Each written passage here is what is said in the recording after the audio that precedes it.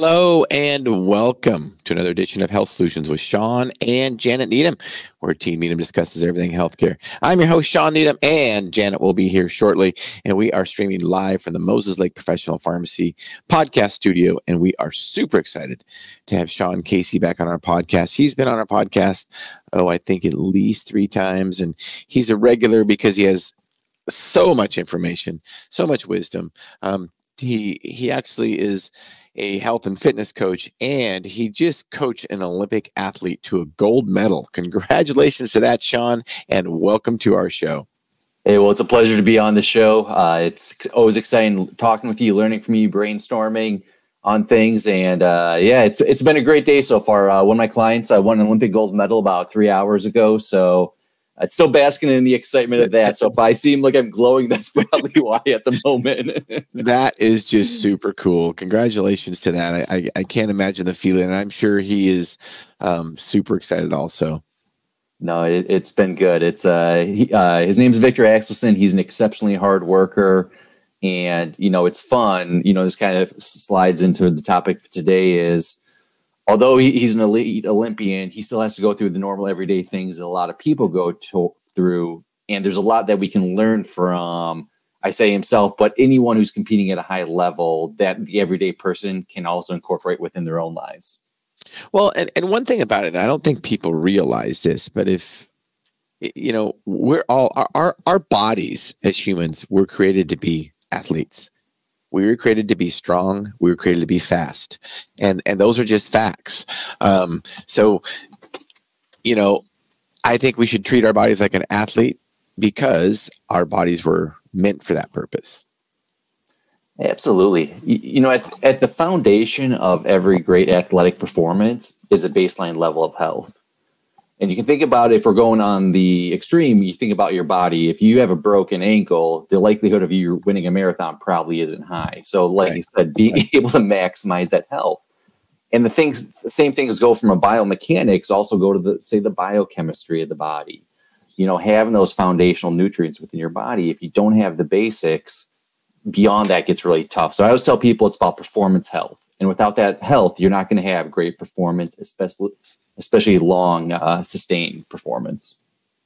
No, absolutely. Janet, what do you have to say about our bodies and treating them like what we can learn from high performing athletes?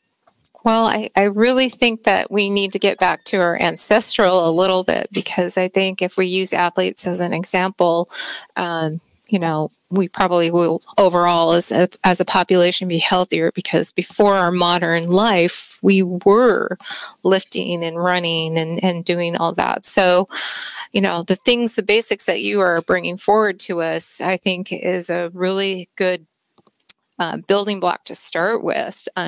So I'm not sure what you've already asked this morning, but that's pretty much it.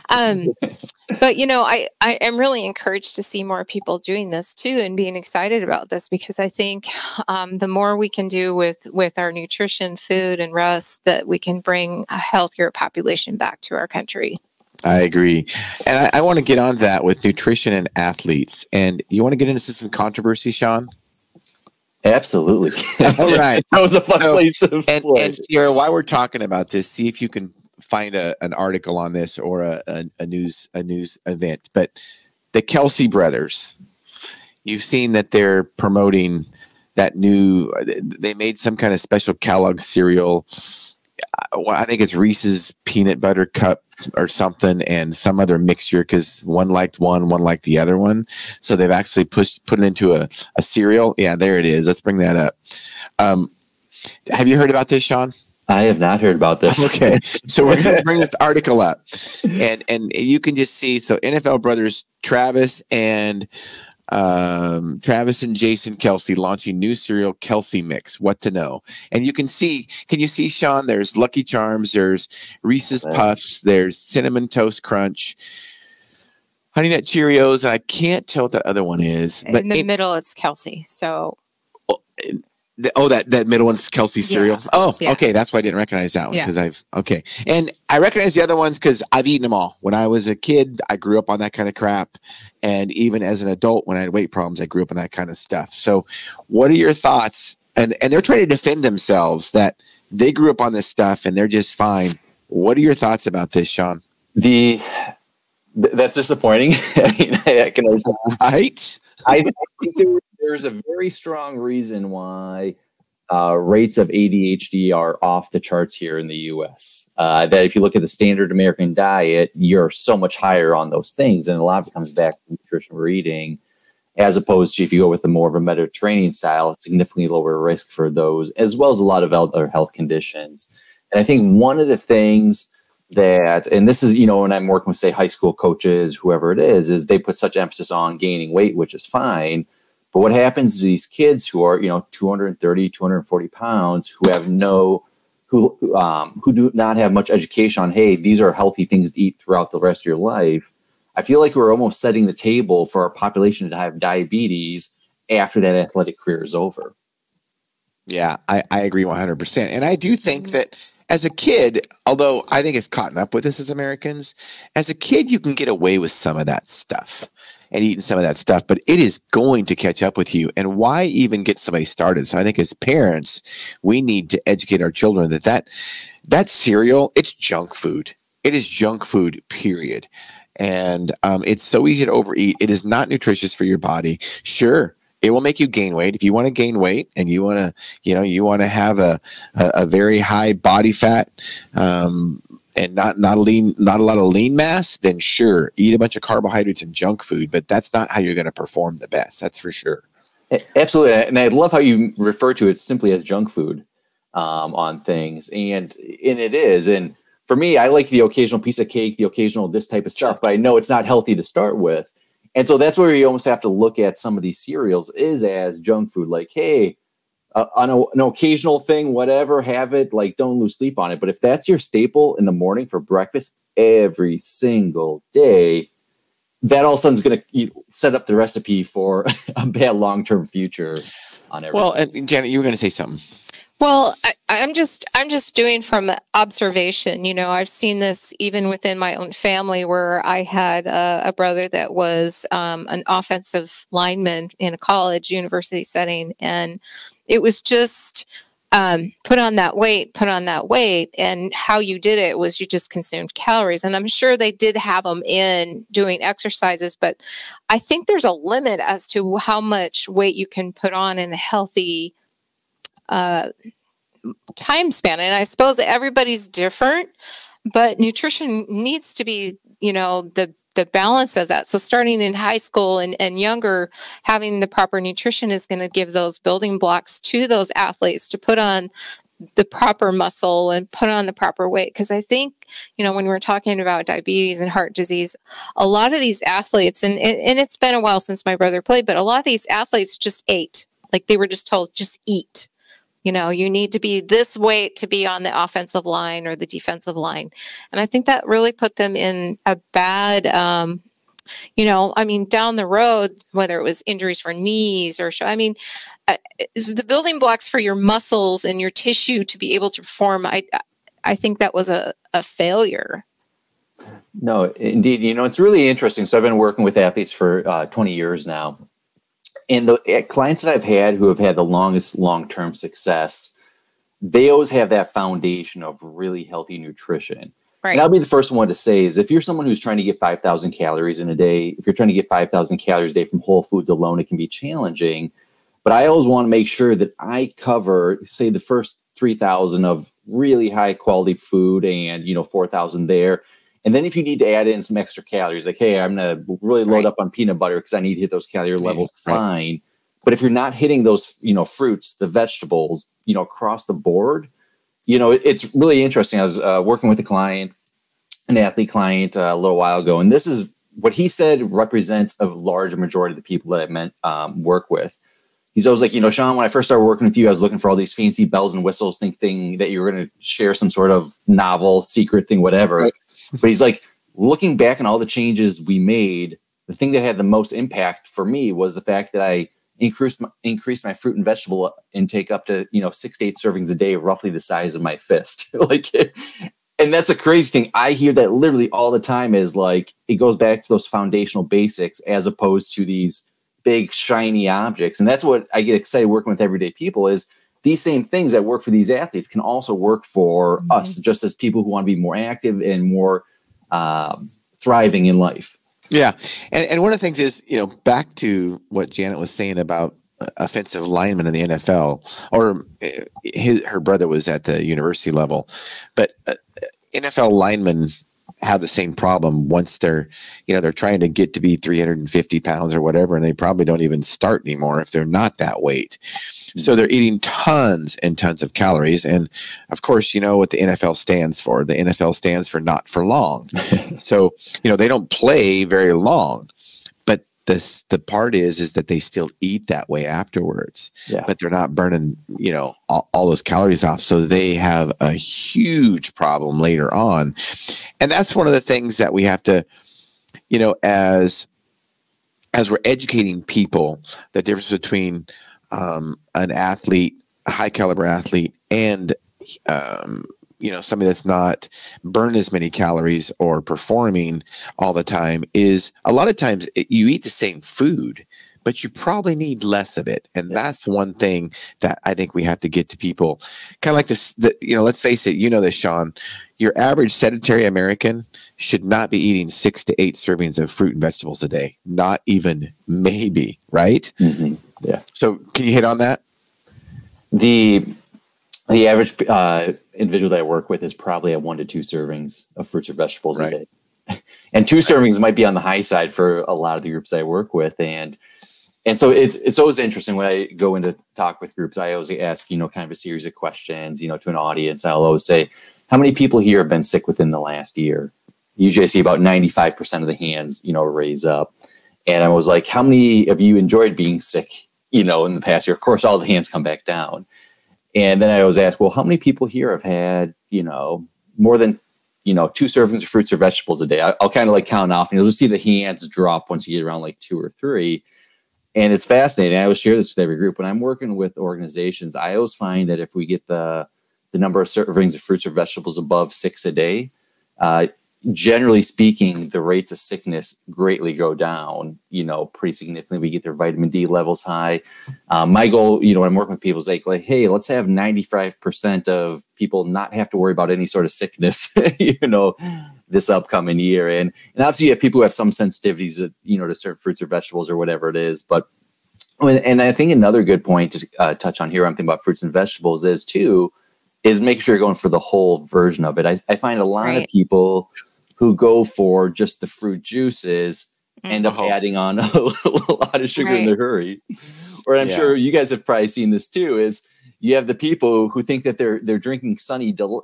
I always think the worst is you have the person who's drinking Sunny Delight thinking they're getting a real fruit, and it's just artificial crap. Right. Yeah. And again, kind of like the cereal analogy is junk food. Sunny Delight is junk food. Yeah.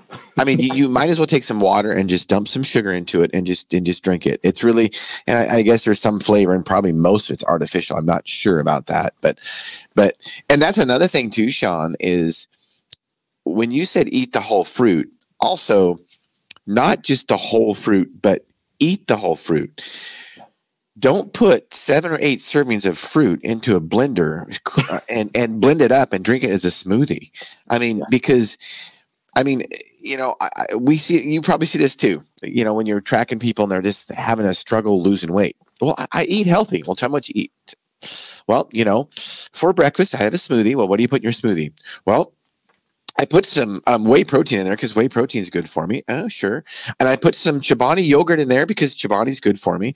And I put a scoopful of peanut butter because, that can be good for me. Oh, no, they'll say almond butter or something like that. That's right? And then I put a banana in there, an apple, and some blueberries and blackberries. And they're all healthy for me. I'm like, yeah. And then they're like, it's like 1,000 calories. Seriously. Oh, and then, they throw some kind of whole milk in there so they can get their keto in there. And it's like, seriously? And you can drink it like this, but I dare anybody to eat all that stuff at once. You'd be hard pressed to eat the apple and much else. Yeah. So smoothies are dangerous. They are. I always feel like smoothies are like the rug underneath your feet that gets pulled out, and you don't even realize it's getting pulled out underneath you. Yeah, right. Before that, because also you're flat on your face with a 1,500 calorie breakfast, health drink. Right. Well, and I will say this about smoothies. You were talking about certain athletes that need to eat extra calories outside of the whole foods, the Mediterranean food diet. Yeah. And I know for me, when I've had a long bike race, we're talking 50 plus miles or something like that, and I'm just, it's 9 o'clock at night, and I know I'm like 2,000 calories deficient, and I've got another race tomorrow, the next day. That's when I'll have a smoothie, because I need those calories to recover. Other than that, I stay away from them because it's just too easy to load up on the calories. It is. And, it's always interesting. I've always thought, for lack of better words, like bananas, most people look at bananas like this great source of, potassium and different things. And I always tell people, like, when you actually look at the potassium content of a banana, it's not like, oh my gosh, this is a great. It's not that much. No, I'm like, there's a lot of sugars. And, it's, I was jokingly tell people, I'm like, the banana for me is kind of like the armpit of the fruit family, and in terms of, there's health benefits. So I'm kind of exaggerating a little bit, but like, with there, and it's really fascinating. There was actually a study that came out with maybe like 8 to 12 months ago, and they were looking at the antioxidant levels of berries, when somebody had them as part of a meal. And they actually found that when they had a banana as part of the smoothies, the antioxidants in the berries actually reduced by half. And so I started diving deep into it, and what it came down to was bananas. Everyone's seen this before. They have a banana, they leave it out, and it goes brown, right? There's a specific enzyme in it that actually speeds up how fast it burns through antioxidants. So when you start adding that to these other things, you actually burn through the antioxidants in these other foods that you're having with it. So kind of a fascinating thing whenever I think of smoothies. Your strawberry banana is kind of like the go-to that most people do. Yeah, and I will tell you about bananas in general. We just don't buy them anymore because you're going to buy them in a whole bundle anyway. Yeah. Unless you're eating a lot of them, and the only reason you should be eating a lot of them is if you're burning it all the time. I don't, because I know typically if I do have banana, I just have one of them, because you just don't need usually a full banana. And banana is one of those things that doesn't have a lot of fiber, so they're easy to overeat, and they're loaded with sugar. Their glycemic index is super high, and their glucose load is high. So I just typically, that's one of the fruits that we stay away from because of those reasons. Right there with you on that one. So I love that approach. So how do you go about, because I think this is something that's misunderstood a lot too, is a serving size. Because even when you're looking at packages, which we try to tell people to avoid, as fresh as whole, if it doesn't rot, don't eat it. But serving sizes, I think, are really misunderstood. No, I agree with you. I always tell people, and this is something that I like using, is kind of like your hand as reference points. And I always tell people, if it's a whole fruit, so when I say whole fruit, I say whole fruit or whole vegetable, I don't mean like a dehydrated one, because sometimes you can get in trouble with, I had, a handful of raisins, not realizing that was just 600 calories. And so when I'm working with people, I always use a fist as a reference point for serving a whole vegetables or whole fruits. And the reason why I like using a fist as a reference point is if I'm talking with, say, fourth graders, they have smaller hands, therefore they need to eat smaller portion sizes.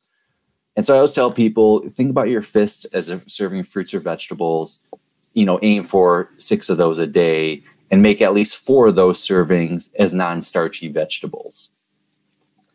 And so that's where I usually start with people from a serving size standpoint, because I know if they're going with the non-starchy vegetable, they're going to be getting a lot of fiber with very little actual, calories more often than not. If they're having 2 or 3 servings of fruits or vegetables, again, assuming if they're physically active, they're not, uncontrolled diabetes or anything of that nature. That is usually my starting point, and then adjusting relative from there. And I always try to get people switching. So now how we usually say fruits and vegetables, I kind of want people to think about vegetables and fruits. So kind of reversing that. Right. That way the vegetables is the key thing that we're focusing on. Because for most people, that's what they need more of to lower their, the blood sugar, support health, wellness, etc. I like that. Vegetables and fruits. I'm going to tell you, it's going to be really hard for me to overcome fruits and vegetables. That's what we learned, yes. But one thing I like about what you said too is the dried fruits. Or they are so easy to overeat because there's not water in them, for one, and they're more concentrated in sugar because they take the water out of them. So they're a lot sweeter, and some of them have added sugar in them. So you have to be very careful. And although in a pinch, they might, it'd be better than probably a Snickers bar. You just got to be very careful. And just remember that the more whole you can eat of food, the better. So the more raw, right off the vine or right out of the garden or right out of the dirt is the better. So, corn on the cob is going to be better than canned corn because you're not going to eat as much of it for multitude of reasons, correct? Oh, absolutely. And the thing too, and this is the harder you have to work for the food, I think the harder it is to overeat for it, because it's like your brain, your stomach, and your gut finally have time to, coalesce. Like if you're having, I'll use fruit cocktail, for instance. When I was a kid, I ate a pile of fruit cocktail, probably in heavy sugar syrup. Yeah, right. I it sounds good to me when you say that. I'm like, hey, that triggers something when I was a kid. Right. It's the same. So when you were talking about like the breakfast cereals growing up, like guilty as charged, I was the same way. But as we're going to make changes on things, it's like, okay, I can eat a lot of fruit cocktail and heavy syrup without even realizing it. But if I was in it, because it doesn't take much work, right? Like usually the fruit's already soft to start with. I can just mow right through it.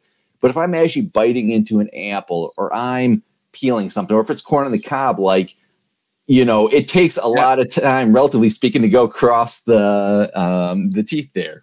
Well, and then corn on the cob, you got to shuck it too. So preparing the food is what's very important. And I think that's, Shawn, I think that's one of the biggest problems that we have in society now, is that you can just take box after box out of the store, put it in your freezer, put it wherever to store it, your fridge, and you can just put it in the microwave. Oh, I'm still kind of hungry. I'll put another one in there. Been there, done that, right? And that's why we don't buy those things. But let's just say this. If you've got to, cook the meat, cut the meat up. Let's say you're making a black and blue salad. So you got to cook the steak. You got to cut the vegetables up. After you eat that salad, you're like, yeah, I'm still kind of hungry, but I really don't want to make another one. I'm too lazy. Serious. Yeah. Then they're done that. And that's probably good. Whereas if it was all you had to do was pull it out of the fridge and then throw a bunch of dressing on it, there you go. I mean, I think preparing our food is one of the problems that we have, is that we just have so much prepared food. That's why we should stick to whole foods and try not to eat out of a box. No, it's cool. And, it actually kind of sparked an idea when you were talking there. One of the things I always tell clients to do is, I'm like, I need you to add more friction in your life. Mm-hmm. And they're like, well, what do you mean? And I'm like, well, when everything is smooth, you can go through really, really quick. I'm like, hey, you're not burning the calories of, walking outside, picking up, those little things that kind of build up. But I'm like, too, when there's no friction, there's no points for you to pause and think like, oh man, I really don't want to, going back to what you were saying, that extra work involved, and like, actually I'm pretty good for right now. Like, so adding in those frictions in a healthy way, I think is beneficial for most individuals.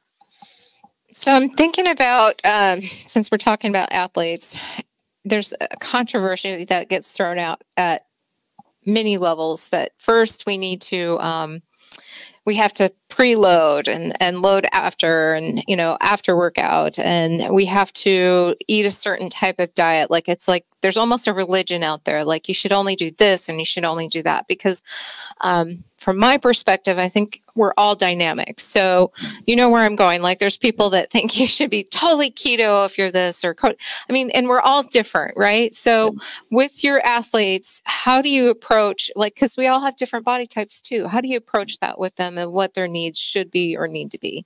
I think there's a lot of individualization that goes into it, and being cognizant of the sport that they're playing and what their training sessions are looking like.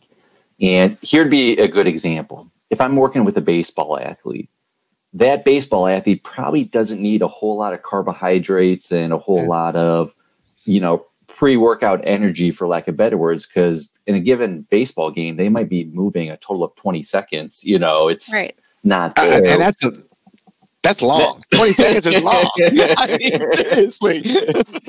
That's like 3 inside the park home runs by the same athlete. Right. But I think about, you guys are, as you guys know, as with all the biking that you guys do, if you don't have enough food in your tank, you're going to start to, fall off the cliff really quickly. And I think it also comes back to is what, the type of energy that you're burning. I've seen some people who have really pushed a ketogenic diet really hard for athletes who are doing a pile of fast running or endurance. And just going back to, kind of baseline biochemistry, if you're going above a certain rate, you're burning through a decent amount of carbohydrates for energy. And so that's one of the things that I've seen take over in the sporting world was, doing a ketogenic diet just because you happen to be more of an endurance athlete. And often I find when I get carbohydrates back into an athlete's body, their performance increases. I'm with you 100%. And I will tell you, I've gotten to so many debates with people about keto and, and I have a coach and he was on the world championship level and he coaches Olympic type athletes now. And so he knows what he's doing and I trust him. And, but you'll get these people out there that say, oh no, endurance athletes, that you don't need carbs at all. You don't need carbs at all. Right. And here's what's funny about that, Shawn. I've never met one of those guys. This is what I ask them. All those guys are usually, I'm just going to say this isn't maybe very nice, but it's true. Most of those guys that say that, they're gym rats. Yeah. And they work out in the gym and they've got nice bodies and their workouts are 45 minutes long. Their heart rate never gets up above 110. They're not, for two hours at zone 3, zone 4, zone 5 heart rate. They've never even been there in their life. And they say to eat keto. This is what I'll ask them. Have you ever tried to eat steak and drink oil when your heart rate's 170? Their answer is no, because they've never done it. So, my whole point is that, every athlete is different and you need to trust what the top caliber athletes are doing. And this is what I'll tell them. If the top Tour de France guys are keto, then I would go that way. But if they're eating carbs, I'm going to follow them. And I'm never going to be a top Tour de France rider, not even close. But I'm going to try to do what the top athletes are doing because that's kind of what we're talking about here is follow their protocols because it's probably working. Yeah. There's, it's interesting. There's a high-level ultra endurance athlete that was known for a little bit of, the ketogenic thing. And I was actually talking with him about going more in depth and physiology wise, in my opinion, I think there's other things that would be more appropriate. And so then we started, kind of bantering back and forth. And I'm like, well, how many carbohydrates are you eating when you're at your high level? And he's like, oh, when I'm actually training hard, I'm close to 500 grams of carbs a day. There you go. See, we don't get the whole story, right? Yeah, I was like, there's a story behind the agenda. Exactly. Push. Right. Well, I do think, if we're going to apply this to the general population, I guess where I'm going with this is that, there's a time and place for these things. And obviously, I think what we've done is we've kind of set people up for, you have to do it X, Y, Z, but really it should be, what are you doing when it's appropriate or not appropriate? Because I feel that people fall into this trap. Well, these athletes, they're preloading, they're loading after, or these people are doing, this. And so that it applies to me. But, I kind of look at our two kids, like one kid, my gosh, he can hardly eat enough and the other has to be super careful. So your body type plays a big role, and also your activity, like one's got a desk job and the other's working, like physical working. So there's different things that are playing into this, and that would be true probably in an off season with an athlete too. Like your off season athlete is not going to be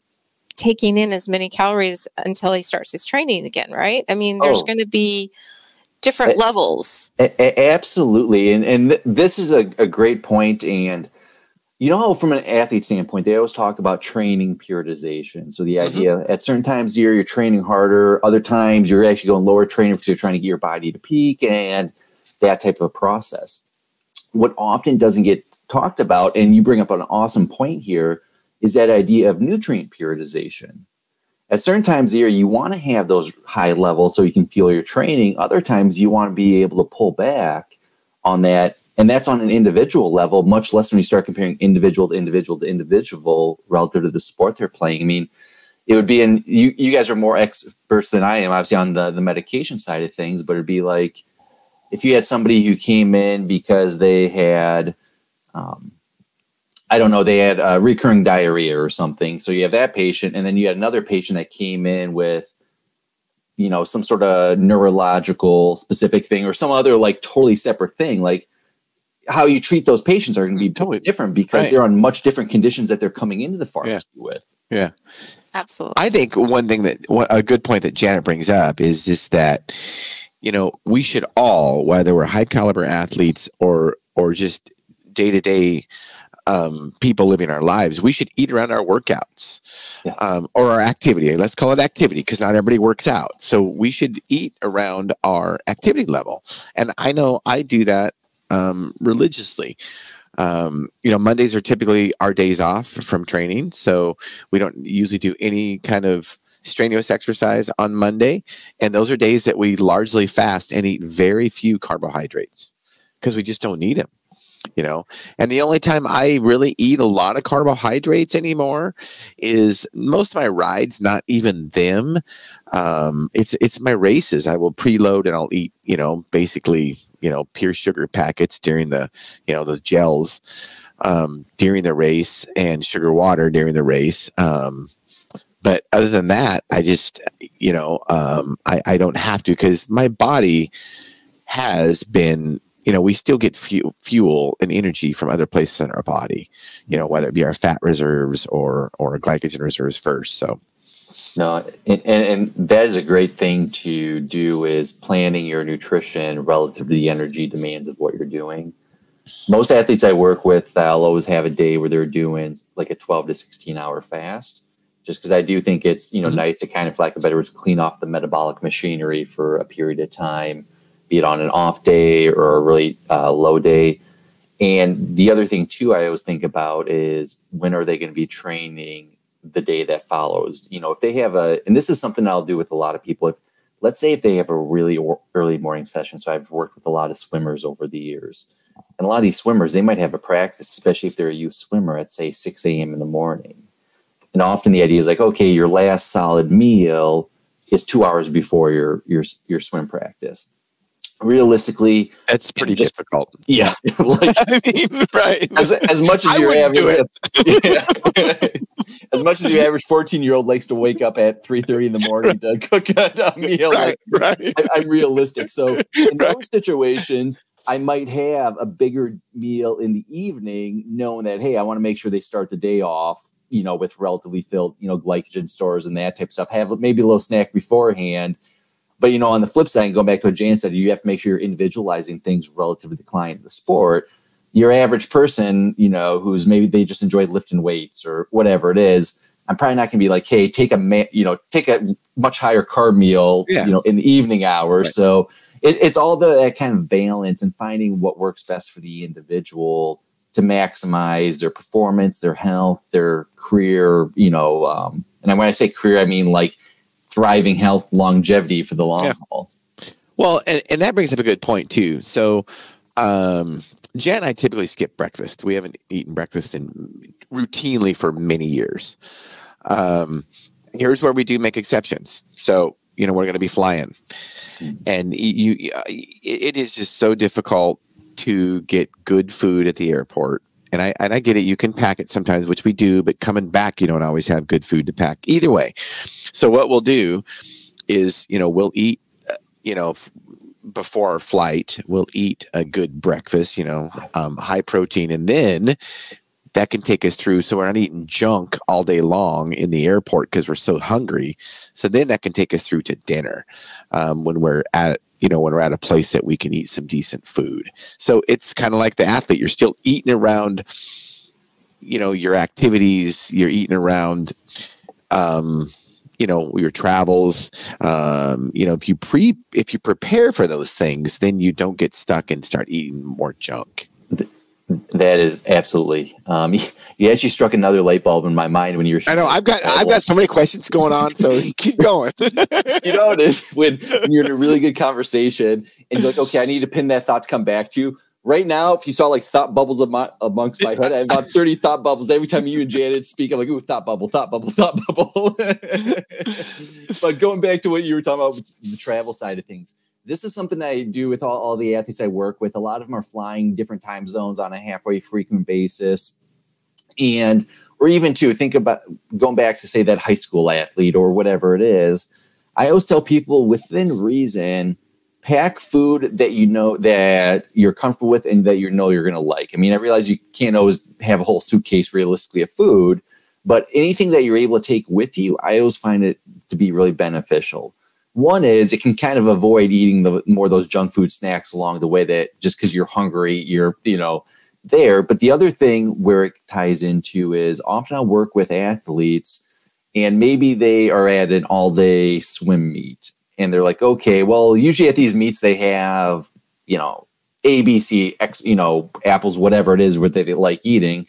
Well, then they go to that swim meet, they're there all day and they don't have any of that food. So now they're taking Twizzlers and, Starburst or, whatever it is. And similarly, I've had athletes they've flown across the country for a marathon or whatever it is. And they're checking out the hotel in front and they're like, oh, they have, they're supposed to have a good breakfast and that type of stuff. Then they get there and they realize the breakfast is not anything close to what they wanted and eat. So, and also like, oh man, I wish I had whatever from back home. So within reason, I always encourage athletes to take food with them. Yeah. That's easy to travel with. Yeah, I agree. Jen and I, most of the time when we fly, it's difficult to pack for your whole 3-day vacation or whatever. But, if we're driving somewhere for 3 or 4 days, we just pack our own food, cooking, we get a kitchenette. We even bring our grill. We'll cook steaks. It's just so much better. And not only is it cheaper, but it's better for you. And it just makes it so you don't overeat. Because let's face it. I mean, how many times do you go out to a restaurant and you tell yourself, well, you know what, today I'm going to order the 8-ounce filet and I'm going to, blah, blah, blah, blah. Next thing you see a double bacon cheeseburger on the menu. You're like, well, I'm going to have that but I'm feeling guilty about the bacon double cheeseburger. So I'm going to have salad with it instead of fries. But then you're like, last minute, no, give me the fries, right? I mean, it happens to me regularly. Yeah. But if you pack your food and you eat the food that you pack, then you don't do those kind of things. So, and by the way, I mean, I know people say that eating out is more convenient. I don't think it is, honestly. If you've already packed your food, I was thinking about what we did over the weekend. If you've already packed your food, to eat out, you've got to prepare to go eat out. You got to go somewhere. So you got to get dressed differently than you might be around your house or your hotel. You got to go somewhere, that's a drive. And then you got to sit down and wait for your food. And I mean, you can probably make it faster at home. And again, it's a preparation thing. Yeah. Once the food's gone, you're like, well, I guess we're done. Whereas, you can order a second helping of fries. Well, let's have another, right? Yeah. It's easy to do there too. And it's always kind of interesting too, especially when I'm working with people that are used to eating more of that whole food type thing that fills them up quicker, and then they go out and it's obviously not always at that same level. The number of clients I've had over the years, they're like, yeah, well, I end up eating a pile. I spent a lot of money on a meal. I got the meal and realized I was still like 75% of my hunger tank was still waiting to be filled. Now let's talk about that. We've talked about vegetables and fruits. Look I did it right. Vegetables and fruits. Not fruits and done. Let's talk about protein and maximizing protein. And we haven't talked about protein sources really yet. So what are your thoughts there? We talked about whole foods, but talk about proteins and whole foods. I love proteins from Whole Foods. I think my favorites are, I'll be honest with you, I love eggs. The thing that I love about eggs is, one, they're filled with antioxidants within the yolk. There was actually a study that came out, if you had like eggs sunny side up, one egg has the antioxidant levels of 2 apples, which is kind of crazy. But again, with protein, you get filled up a lot quicker. Yeah. We know for athletes, in terms of repairing muscle, protein is absolutely key. My favorite sources are usually meat, just because it's really dense. I always encourage people to go with the lean cuts of meat. If they like, eggs, I'll go that route. If they're going for vegetarian sources, I'm a fan of lentils, just because it's pretty high density of protein within there. And then you can also have things like quinoa and those sources as well. But generally, unless there's some sort of, be it an ethical concern on the individual or that, I'm usually trying to push towards animal sources of protein. Yeah, they're just, animal sources of protein are just so much more concentrated in protein compared to plant sources, for sure. And I think they're more satiating also, Absolutely. In my opinion. One thing that I've talked about before, and we've already kind of mentioned this about, Sunny Delight and the cereals, is it kind of like, Janet was talking about it, and we kind of got off on a tangent on keto, which was perfect. But, we get in these fad diets, I like to call them, when in reality, if we just follow what our ancestors have done for thousands of years, go back 2 or 3, 4 generations and what they thrived, that's really all we need to do. Nothing fancy, Yeah. But one thing about the whole maximize your protein thing that just infuriates me, and I've done quite a few videos on this, is, people that buy these protein drinks and these protein bars and all this stuff so they can get in their protein quota for the day. People, that is junk food. It is pure junk food. And I get it. There are some times, we talked about it, where, you might need to sneak some of those things in. But regularly drinking those things or eating those bars, I've compared a Quest bar to a Snickers bar. There's really not that much difference. Seriously. Mm-hmm. So what are your thoughts about that? The food sources are almost always better from a quality standpoint. Usually a lot less preservatives. It's a lot harder to eat a lot of it. Exactly. On there, like a steak fills you up much better than a protein bar, which is probably also going to be filled with sugar as well on there. And I think that goes back to there's so many other calories that come in when you start getting those packaged foods on there. I find a lot of people too, in terms of, going back to the protein powders, and again, in a pinch, they work. But I also find too, when you're having a lot of those, protein powders and more of the drinks or the pre-made drinks, they don't have any satiation to them. And so when you're getting your liquid nutrition, it goes kind of back to your smoothie, is when you're having those liquids from a satiation standpoint, it's not the same as if you had, a 16-ounce steak or whatever it can be too. And the other thing is, I'm thinking about extra calories. I always tell people too, is if you're getting it from a plant source, again, I'm fine with, there's some sources a little bit higher, but usually those are also going to be a lot higher in carbohydrates. And so for someone who either A, is trying to work on stabilized blood sugar levels, or B, they're having, looking to lose weight from a calorie standpoint, those cannot always be the best source. And one of the ones I always tell is like the Achilles when I hear that, I just want to cringe, is say peanut butter. I'm a huge fan of peanut butter. I like peanut butter because it tastes good. But the number of times I've been working with clients, be it athletes, non-athletes, wherever they're coming from, and they're like, "Oh, I get a lot of protein from peanut butter," and you get a lot of sugar. You get a lot of sugar from it too. Yeah, I know, right? And I'm like, "Do you realize that?" Because it's kind of protein in nuts. You hear that all the time. Right. And I'm like, "Do you realize how inefficient, for lack of better words, it is to get your protein from peanut butter? I mean, you're looking at 200 calories for roughly about 6 grams of peanut butter, or 6 grams of protein in that peanut butter." Right, exactly. Yeah, and I'm a fan of peanut butter too, and that's one of the things I use as my snack at home, is this full of peanut butter. When I'm craving something sweet, but you got to be careful, because, like you say, it's 200 calories per tablespoonful, and of course, if you actually weigh it out, I'm sure we're using big tablespoons. I'm sure, So yeah, you got to be really careful with that. I want to back on the keto thing, because you're talking about the ultramarathoner that ate 500 grams of carbs a day when he was racing. I want to back up. There was this this goes back to intermittent fasting and, kind of keto and, we don't need carbs and all that kind of stuff. There's this, you may have heard of this marathoner that ran, it was either 5 or 6 marathons back to back, fasted. He did nothing but water for those entire 5 or 6 days So you start doing some more research on it. Mm-hmm. And guess what his times were in each marathon, Shawn? Oh, wow. If he's doing it that fast and going into it, I would guess over 4 hours. 5? 6 hours. Yeah.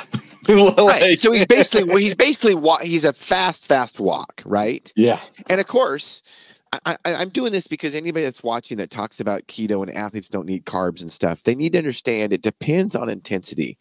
And a lot of the ultramarathoners, I could see the ultramarathoners that are in zone 1 almost all the time. Mm-hmm. Even the age group triathletes, I don't think the age group triathletes need a lot of carbohydrates. Not like the top triathlete guys. Because first of all, we realize this, after, you can only eat 200 to 300 calories an hour while you're exercising. So the fact is that you're burning 1,000 calories an hour.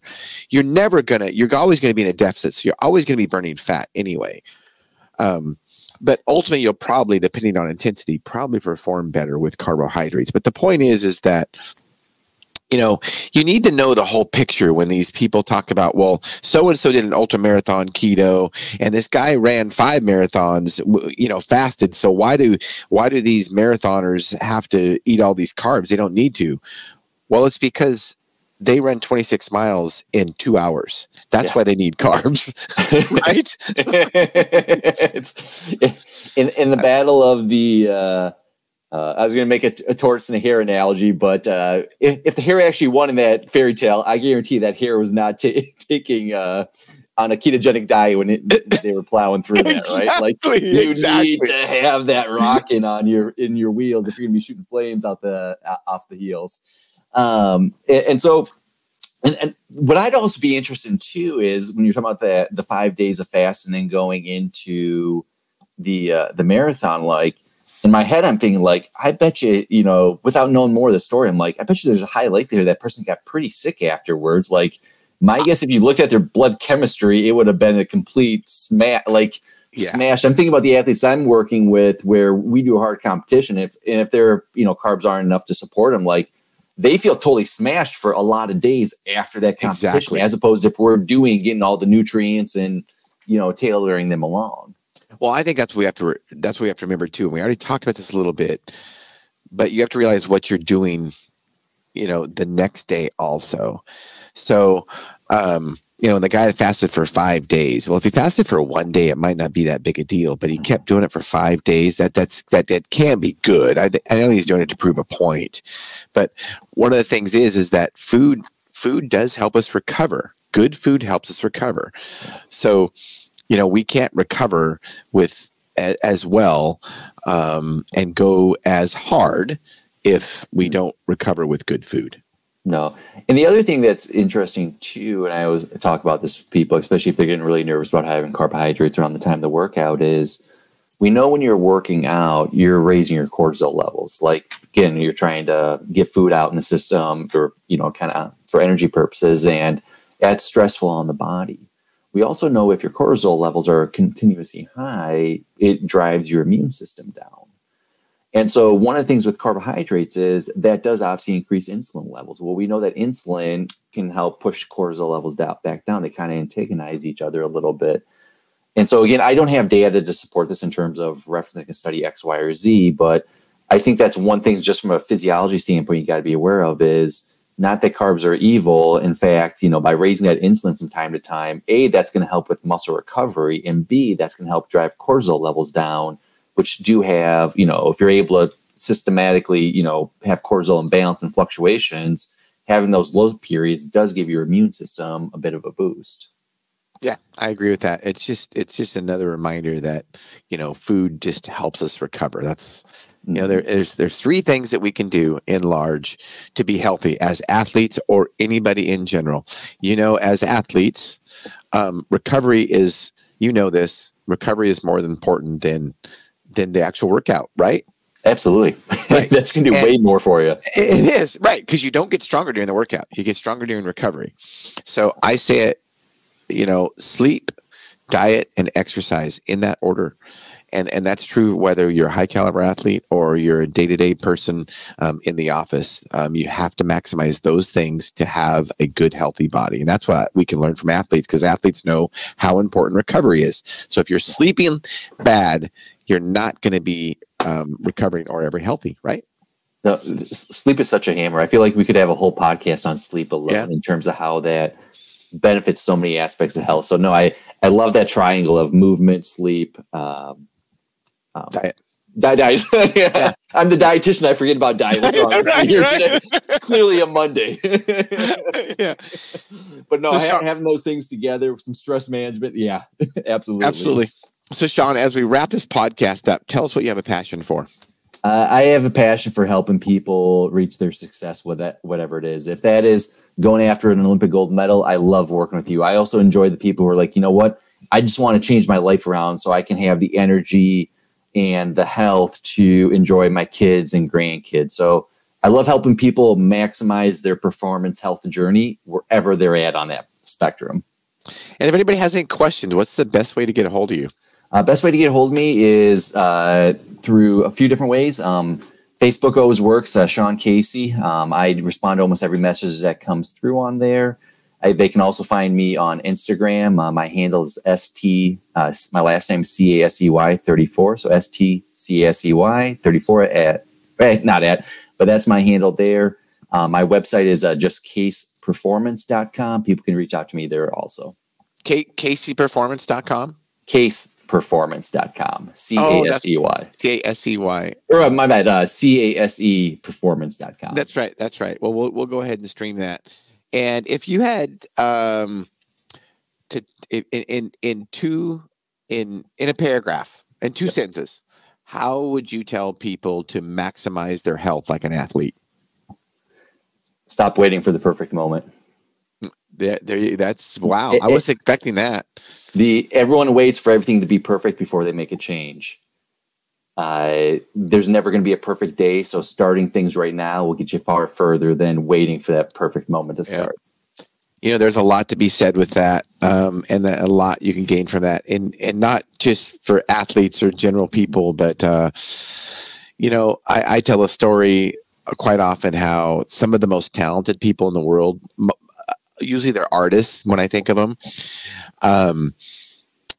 They always, whether it's a painting or whether they're a musician, some of them, they wait for everything to be perfect before they release it, and then they never release it.